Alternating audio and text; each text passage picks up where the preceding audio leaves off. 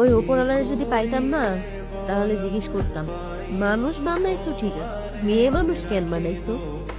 হ্যাঁ, মেয়ে মানুষ বানানোর কি দরকার ছিল?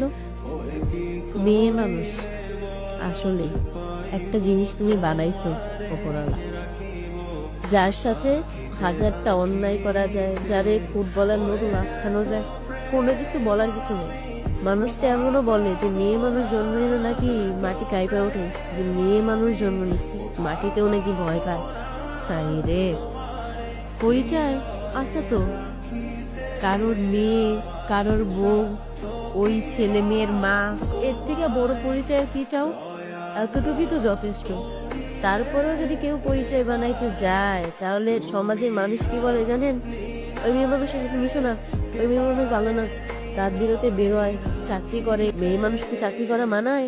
নিজের পরিচয় করবো। মেয়ে মানুষের পরিচয় তো একটাই, কে হলো কারো বউ, কারো মা। এর থেকে বড় পরিচয় মেয়ে মানুষের হইতে পারে?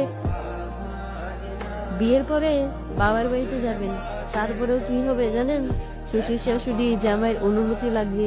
যদি তারা অনুমতি দেয় তাহলে যাইতে পারবেন, না হলে যাইতে পারবেন না। তারপরে ধরেন কান্না করবেন, পারবেন, কান্না করবেন, তাতে কোনো সমস্যা নাই।